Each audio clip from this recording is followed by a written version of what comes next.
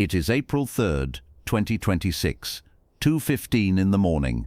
Somewhere over the pitch-black ridges of the Zagros Mountains, on the border between Iran and Iraq, two of the most advanced fighter jets ever built are flying below radar.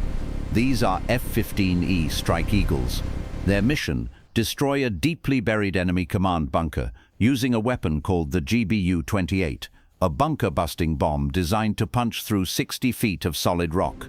They are invisible, they are fast, and they believe they are alone. They are wrong.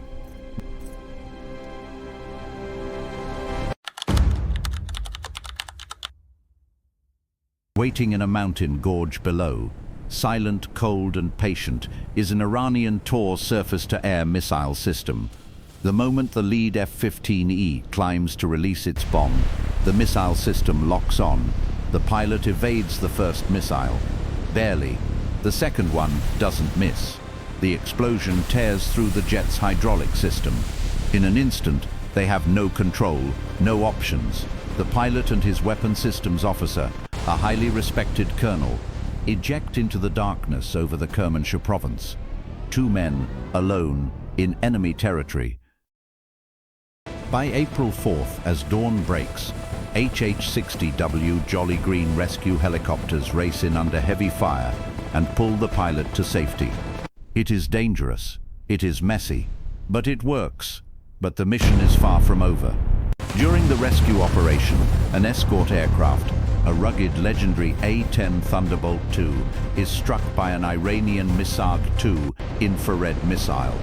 The pilot fights the dying plane southward, away from the mainland, before it finally crashes into the waters of the Persian Gulf near the Strait of Hormuz. Two rescue helicopters, designated Pedro 11 and Pedro 12, race to recover him. Pedro 12 is ambushed. Anti-aircraft guns tear it from the sky. It crashes. Pedro 11, alone now, surrounded and carrying everyone who survived, somehow claws its way into Iraqi airspace by 0530, just barely, but alive. Meanwhile, the colonel is still out there. He is injured. He is alone. He is on a 7,000-foot ridge in the Black Mountain region of Kogiliye and Boyar Ahmed province, near a remote town called Dehadasht. Using everything his Seri training, survival, evasion, resistance, and escape taught him, he pushes 2 miles through the darkness and scales a ridge on broken legs. He activates his combat survivor evader locator beacon in short encrypted pulses, just milliseconds at a time, so enemy signal detectors can't triangulate his position. Below him, the Islamic Revolutionary Guard Corps, the IRGC, floods the mountains with soldiers, militia, and intelligence assets. They offer $60,000 to any local villager who turns him in. $60,000 in a region where most people earn less than that in a decade.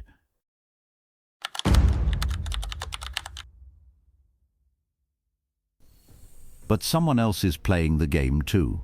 The CIA, knowing the colonel cannot survive a prolonged search, launches a quiet disinformation campaign. They leak word through back channels.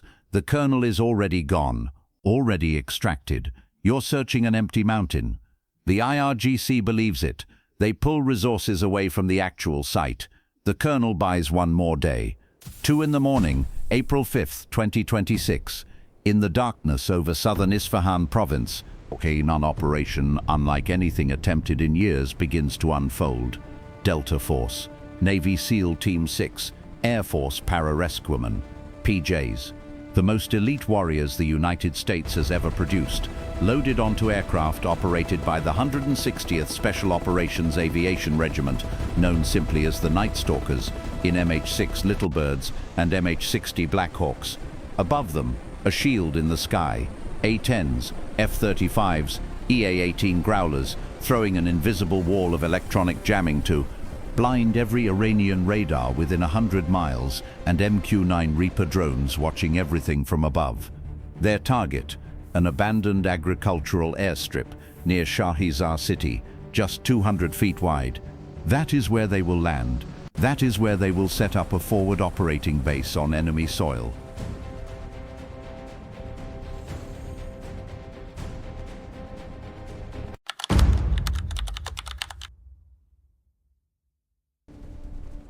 They find the colonel, and the IRGC finds them. What begins as an extraction becomes a massive, hours-long firefight through jagged mountain crevices. A-10s strafe the ridgelines.